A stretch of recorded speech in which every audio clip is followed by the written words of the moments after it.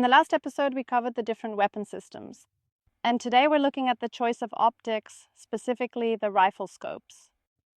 I'm Anne. And I'm Chris.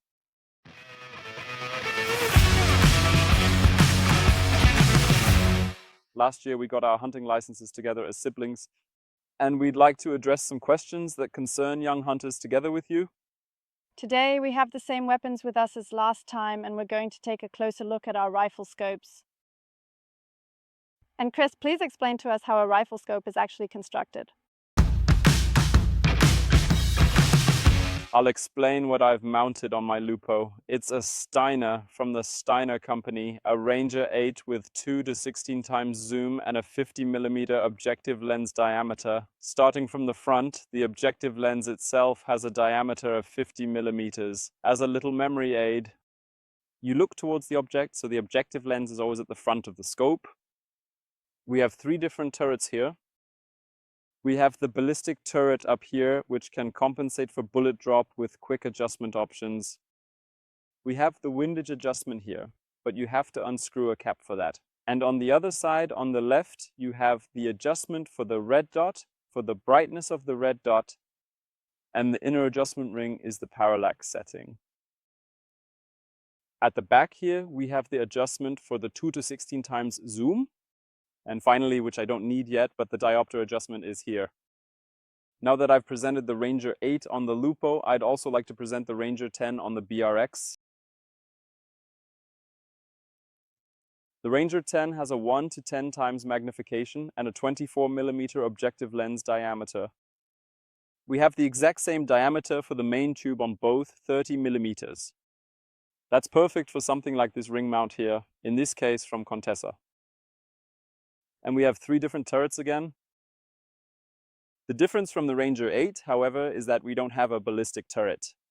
This means that for elevation adjustment, we have to unscrew the cap, but we can still adjust it, of course. The same applies to the windage adjustment, just like on the Ranger 8. The difference from the other scope is that we don't have any parallax settings here. This means that basically the parallax on a scope like this is fixed at 100 meters.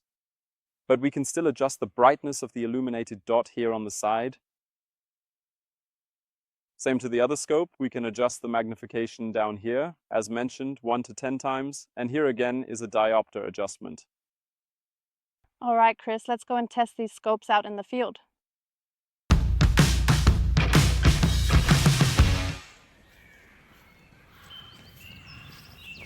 I've made it a habit that whenever I put my rifle away in the cabinet, I always set it to the lowest magnification, because when I take it out to go hunting and need to act fast, I'll have the widest field of view.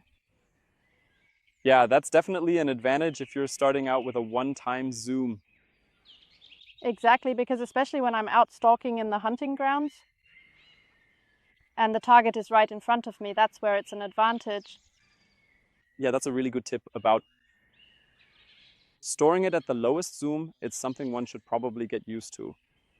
I mean, I don't really need to do that so much myself. Right, for your stand hunting. Since I mostly just do stand hunting. But with the 2 times zoom, which is my lowest magnification, I still have a much smaller field of view than you do.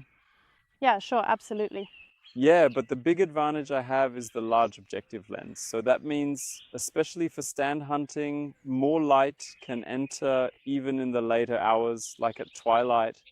And so more light reaches the eye, so I have a bit more weight to carry, but because I can just sit out longer at twilight, it just makes it a very good scope for stand hunting for me. Yeah, sounds good. For me, it's just not necessary because I'm mainly out hunting during the day. And because of that, it's not necessary for me to see anything through my scope at such a late hour in the evening. Yeah, and the reticle that we both have in our rifles is the classic number 4 reticle. That's in the second focal plane for us. That's right, that's where the target magnifies, but the reticle stays the same size.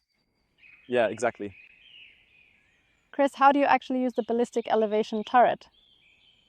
The ballistic elevation turret, I can use it like this. There are several markers on here, and I can zero the distances 50, 100, 150, and maximum 200 meters at the shooting range. And when I see the game from the stand at a certain distance, I can set it immediately using this quick adjustment if I've marked it beforehand. Ah, okay. Then let's just go up to the high seat now and try out the scopes. Yeah, let's do it.